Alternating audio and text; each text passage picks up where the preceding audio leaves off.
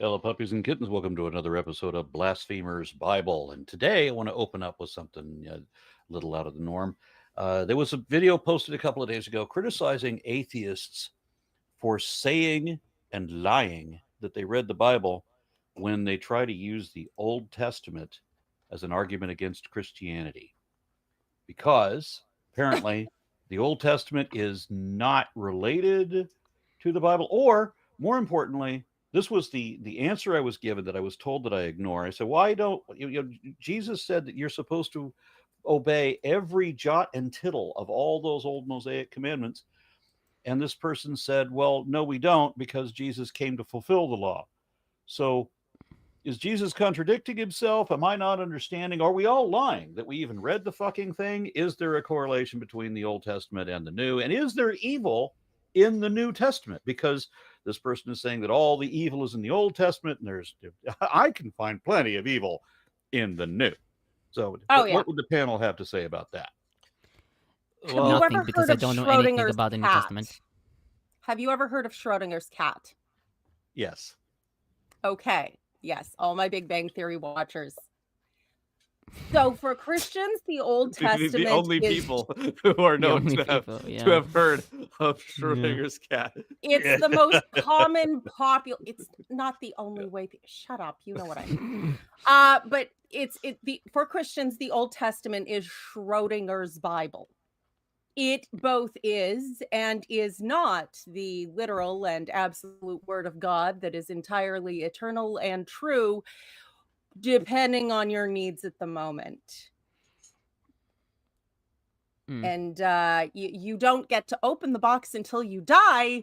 So the cat is always alive and dead at the same time.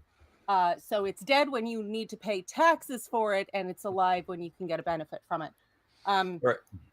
How does that work with you have to obey every jot and tittle of all those old Mosaic commandments, or else you'll be called least in heaven, while at the same time, supposedly there's a hidden secret message in there that I can't find. Even when they give me the citation to read it, I still can't find it, where Jesus says you don't have to obey any So what they're of those talking old about. Jewish laws because I came to fulfill the law.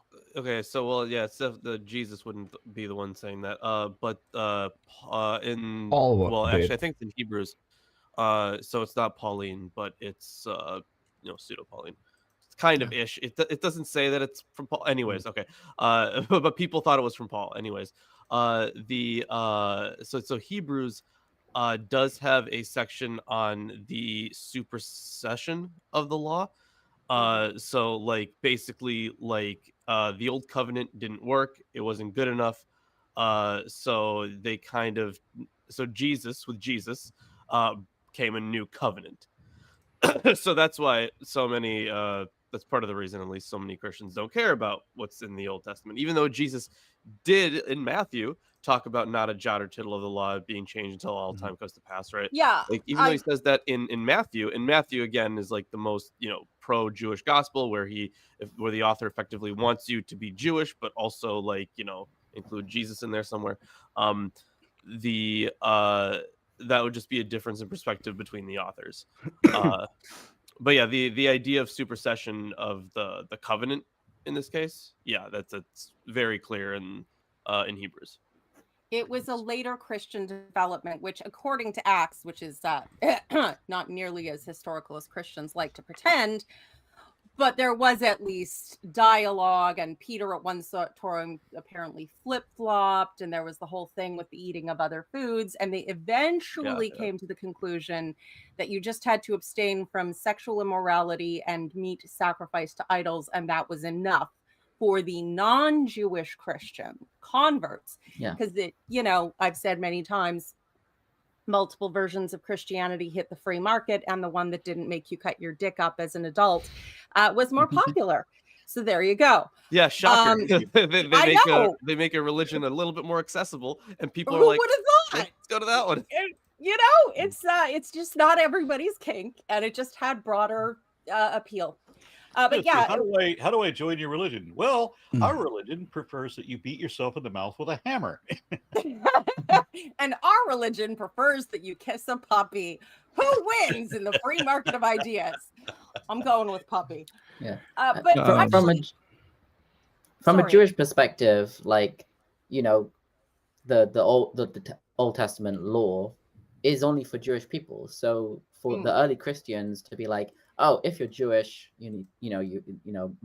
Jesus isn't gonna take away any of the laws. He's not telling you to be different.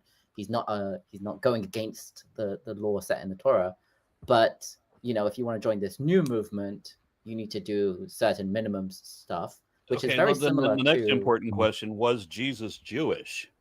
Yes. Well, yes. Obviously. I mean, according to every, If he existed historian, at all. According to exactly. everyone and everything, yes. Yeah, Yes. I'm talking about in two different contexts here, because they're talking about for the non-Jewish Christians. Well, Jesus struck me as being completely Jewish.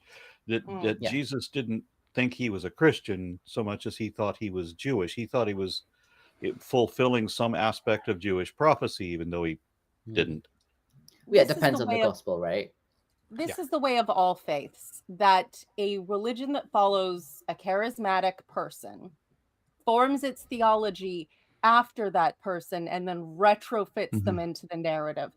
A lot of the things that Jesus is supposed to have said and done can directly be looked at in the context of religious dialogue in those days between the Essenes and the Pharisees and Sadducees and yada, yada, yada.